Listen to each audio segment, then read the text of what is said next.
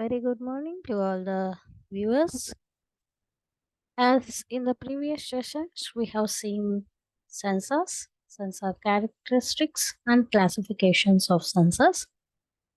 Now we will see types of sensors.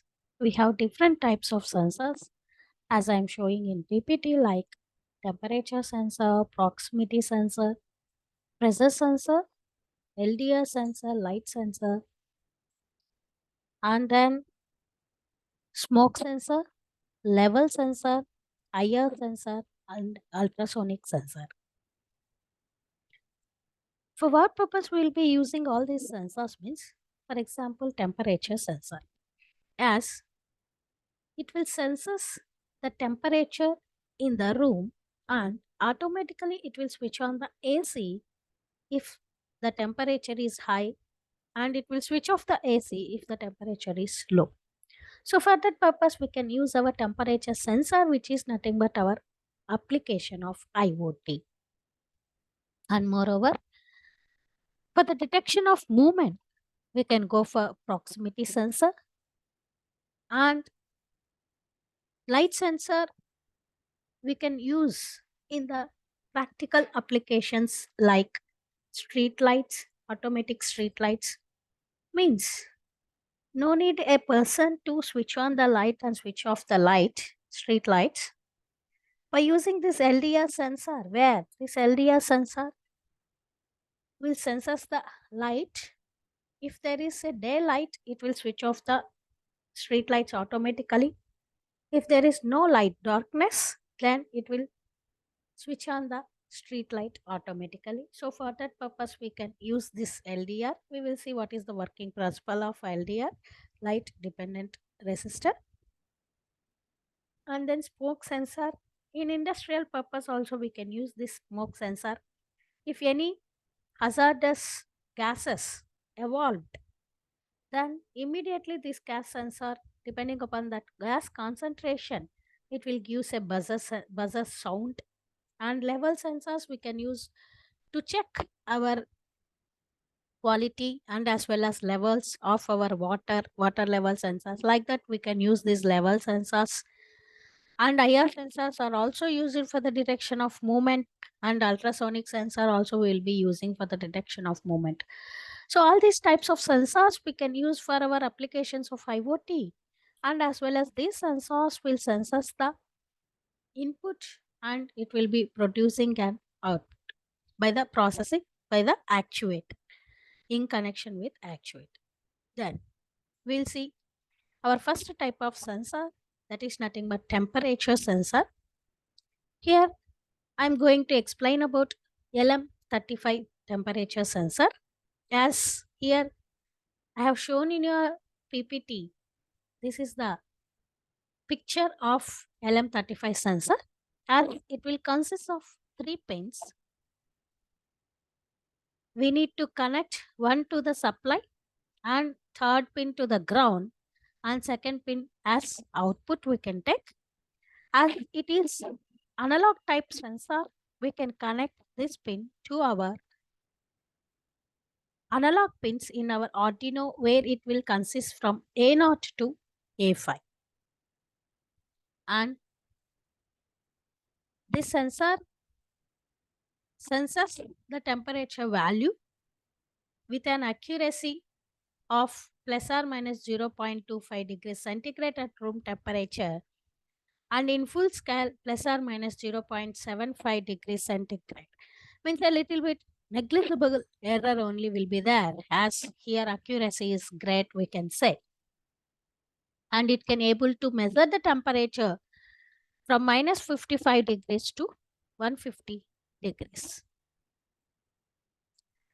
In our temperature sensor, we will be using the concept like thermistor, where thermistor, the word is a combination of thermal and resistance. So here, depending upon the temperature variation, the resistance will varies. So, so I can say that it is a passive component that does not require any extra power source to operate our temperature sensor. Here you can observe the symbols of our temperature sensor. And we have two types like positive temperature sensor and negative temperature sensor. Why? Because I already stated that depending upon the temperature variation, the resistance will varies. So, if it is positive type of temperature, it is directly proportional to the temperature variation resistance. As temperature is varying, the resistance also will varies, means increases from lowest value to the highest value. As the temperature is decreasing, the resistance also decreases from the highest value to the lowest value. So, if it is a positive temperature coefficient here, according to temperature variation, the resistance will varies. As the temperature is increasing, the resistance is increasing. You can observe by this graph. As the temperature is increasing, the resistance value is also increasing. As it decreases, it will decreases. But this is the symbol I can say for positive temperature coefficient. Coming to negative temperature coefficient, here as the temperature is increasing, the resistance will decreases, means inversely proportional. As the temperature is decreasing, the resistance will increases. So the resistance decreases with an increase in temperature and vice versa in our negative temperature coefficient. And you can observe here, it will has a negative coefficient K. In positive temperature coefficient, I can say that according to temperature variation, the resistance is directly proportional. And here, it is inversely proportional in our negative temperature coefficient. And this is the symbol we are representing for negative temperature coefficient. So, if you observe the difference between negative temperature coefficient and positive temperature coefficient here, as we know that if it is coming to coefficient matter, in negative temperature coefficient, it will be a negative. In positive temperature coefficient, it will be a positive.